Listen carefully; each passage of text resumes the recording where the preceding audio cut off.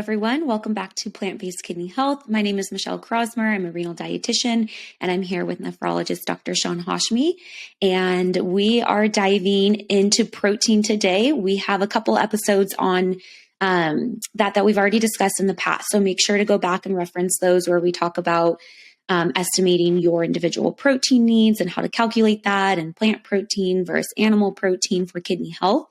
But we've gotten a lot of questions on more specifics of that. So we're going to dive into that today.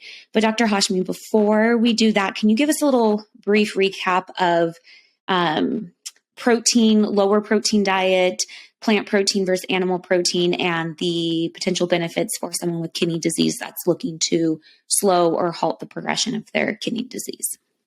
Yeah, great question. And, we've touched upon this a few times in different ways. So same kind of information, and I'll try to present it a little bit differently so you guys get to be able to understand it a little bit better. So we talked about a study in the past, which was Chowdhury and colleagues, 2013, where they were looking at 40-year-old men and women who had no protein in the urine versus those who had lots of protein in the urine. And what they showed was those that didn't have protein in the urine were actually living 15 to 17 years longer.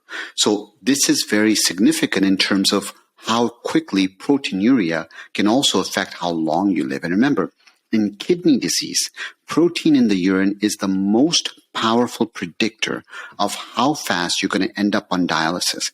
And studies, they usually look in timeframes of 10 years. So once again, protein in the urine is very, very significant. Now, what is the role of restricting protein, and does it really matter? So the issue is some of the studies that say restricting protein doesn't work. The problem is there's a lot of issues on how the methodology was done, and that's what creates all the confusion. In other studies where you see the methodology done better, you see that there's actually slowing of the progression of kidney disease going on. Now, Cochrane, which does amazing reviews, they had a review in 2009, which basically showed protein restriction did lower the occurrence of renal death by 32%. And that was their finding when they looked at all the data at that point in time going on. There was also a study in AJKD, which is the American Journal of Kidney Diseases, that showed that about every 33% or so increase in the ratio of plant protein to total protein, it lowered the risk of death by 23%. So when we talk about lower protein is important, we have data that lower protein most likely reduces the progression towards end-stage kidney disease. 2, the type of protein, animal versus plant. We have data that as you increase the portion of plant-based proteins in your diet, you do have a benefit going on there. Now, what we don't know for sure is if you go all the way to 100% plant, is that somehow better than 80% or 50%? Some of the studies that have just come out, there's a study that talked about how the sweet spot was really increasing from about 10% plant protein to getting to 50% plant protein had the best benefit. And interestingly enough, they had slightly worse outcomes as you kept going up from that. And the question is were there confounders? We don't know. So bottom line here is we still push plant-based proteins to be increased in your diet. We can all do a little bit better job of doing that. Number 2 is protein restriction still continues to be one of the tools that we have. You just don't want to think that just because you're restricting your protein that you're going to stop kidney disease altogether. I think that's where the mistake lies. And when people come back and say, Doc, I'm following a plant-based diet, but my kidneys are still getting worse. There's so much that goes into kidney disease that you want to understand. You're giving yourself every chance possible to try to do better. All right. So, Michele, if someone knows, for example, how many grams of protein they ought to be eating in a day and stuff, how does it translate? So, for example, we use fancy medical terms like 0.6 grams per kilogram per day.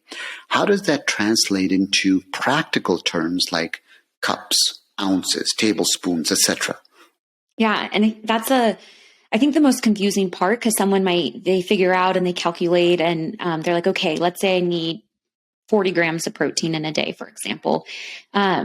Well, what does that mean? And how, in the actual food that you consume. So in general, 1 ounce of animal protein is about 6 to 7 grams of protein. So if you have, and obviously what's an ounce, right? So the size of about a computer mouse or a deck of cards, that's about 3 ounces. And that's, more or less a standard portion of animal protein. Now that's important to know because a lot of people are consuming, they eat 8 to 9 ounce portions, or they have big old breasts or fillets of animal protein, and those can often be 7+ ounces. But you can do that math simply where you go, okay, if I'm saying 1 ounce is about 7 grams of protein, if I have 3 ounces of chicken, then that's around 21 grams of protein. If we're using that person, for example, that should be having about 40 grams for a day, then you see how quickly the protein intake can add up with animal protein because it's higher in protein overall. So that could be a whole day or half a day's worth of protein just in a little 3-ounce portion of chicken. As far as that's, where one of the big benefits of the plant proteins comes in is that they, for the most part, are naturally a little bit lower in total protein. So to get that protein restriction, it's easier if you're incorporating more plant proteins. So tofu and tempeh, for example, 1 ounce is about 4 to 6 grams of protein. Compared to 6 to 7 grams of protein in your animal protein. Beans are another great source of plant protein. And so a half a cup of cooked beans, lentils, or chickpeas is going to be anywhere from 6 to about 9 or 10 grams of protein.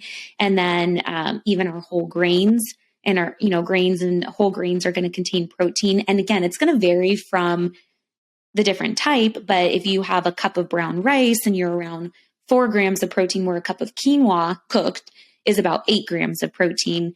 And even our nuts and seeds are giving us protein. 2 tablespoons of seeds like chia, hemp, and flax can be anywhere from, around 4 to 6 grams of protein. So those are kind of just guidelines. I think the easiest way, because all of these foods are going to be adding up, is tracking your intake for a day or two. So you just know where you're starting and where you're falling.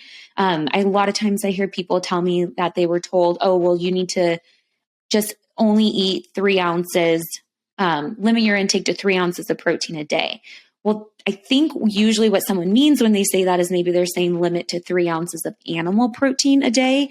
But that's where people can get confused because they're like, okay, well, if I have 2 tablespoons of peanut butter, that's 7 grams of protein. That's equivalent to what's in 1 egg or 1 ounce of chicken. And so that's where all these substitutions can come into play. But really, again, it's, and so if you think of a meal, let's say you had a cup of quinoa and you had 3 ounces of chicken, you're already at 29 grams of protein right there. And then you have some half a cup of beans with that. And so now you're at 35 grams of protein. And then you add in all your veggies, which are also going to contain some protein. You can see how quickly it adds up. And for the most part, people, it's not difficult to get enough protein in the diet. Usually people, even on fully plant-based diets, can get plenty of protein. It comes down, it's harder for people to restrict or limit their protein in their diet.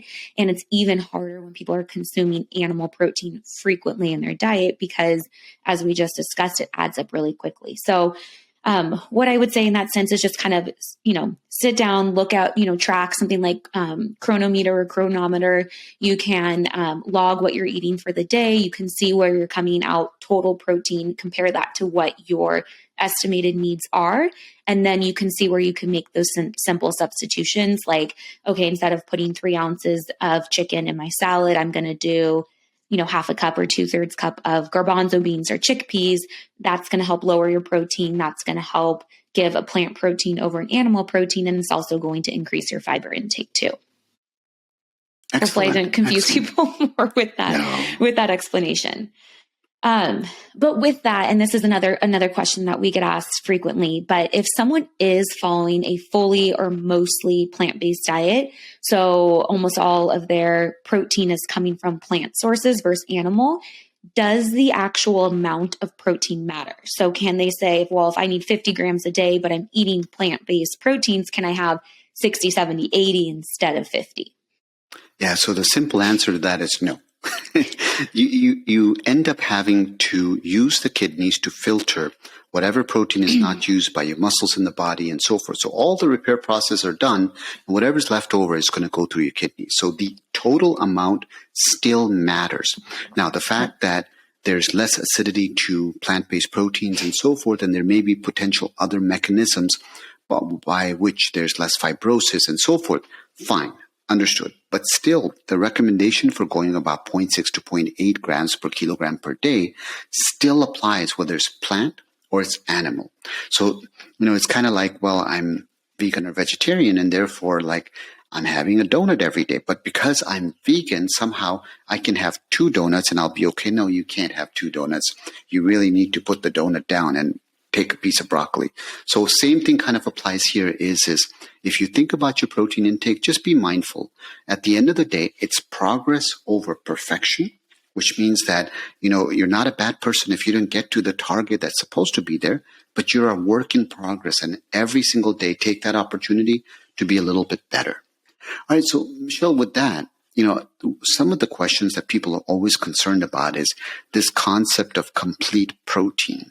And how do we know on the plant-based side, how do we know which ones are sort of complete proteins? And there's a lot of talk about, I got to have all these amino acids and I'm not getting the essential amino acids. So can you shed some light on that? Yeah. So complete proteins are proteins that contain all the 9 essential amino acids, and then incomplete proteins are going to either they don't contain one or more of the 9 essential amino acids, or they might just have a very low amount of one of them. So an example of that is complete proteins are your animal proteins, and then also soy proteins, like your tofu, your tempeh, soybeans. Those are going to be complete proteins. They contain all 9 of the essential amino acids. An example of an incomplete protein is something like rice. It's low in lysine. It's not a complete protein. So the old thought used to be that in order to, if I'm having a plant-based diet or vegetarian proteins, then I have to pair different incomplete proteins so that it makes a complete protein. And the perfect example of that is they say like rice and beans, right? Because rice is low in lysine, beans are higher in lysine. So if you eat them together, you have a complete protein.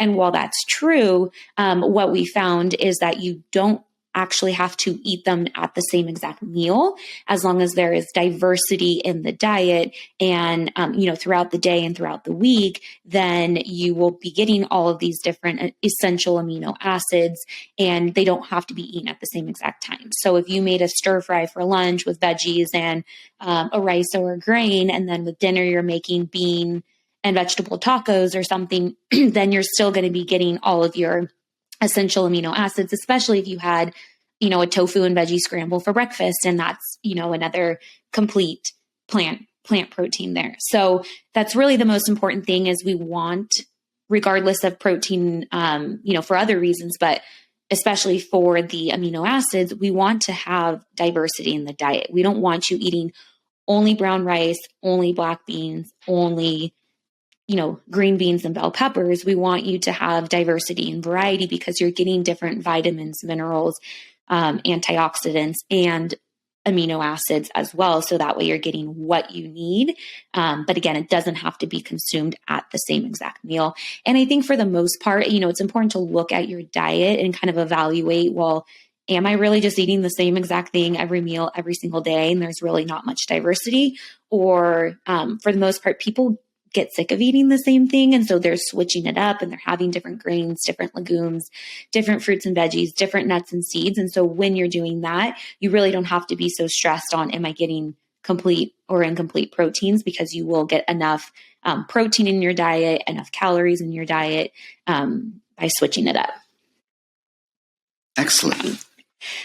So if someone is making this transition and they're doing lower protein, they're doing getting more plant-based proteins in, what labs can they look at that might show, okay, I went from eating 100 grams of protein now down to 60, which is what maybe that person needs. And I've done 50% plant protein instead of 10. What would show in their labs that they've made these changes? Yeah, so the three basic things you'll see this sort of pop up in is first is your BUN, which is your blood urea nitrogen, and you'll see that the BUN will actually be a little bit lower. So when we look at people who are, the standard American diet versus more vegetarian vegan folks, what we find there is the vegetarian vegan folks always have lower BUNs going on. So you'll see that first. Second thing you also see is in terms of what we call your bicarbonate inside your body, or how much base you have. So there's an acid-base balance. There's a fight that goes on 24 hours, 7 days a week, all the time. And your body wants to maintain this really, really tight pH. So inside your blood, we're measuring your bicarbonate level or your base level. And what we'll find is that generally it's a little bit on the higher side in people who are more on the plant-based side going on. And for people with CKD, they always have too much acid. So their bicarbonate level will be too low. But if you switch to plant-based proteins, you'll find that it rises. In fact, it's interesting is when patients have too much acid, we give them baking soda, right? Sodium bicarbonate. And you can do exactly the same thing by eating more fresh fruits and vegetables going on. And you can also do the same thing by having lots of lemons and limes going on. So the concept there is we're basically creating more buffer by switching over to more plant-based proteins instead of loading all that extra acid in there. And the last thing is that from based on more animal studies and some human studies, there is evidence that you're going to have some reduction in proteinuria going on.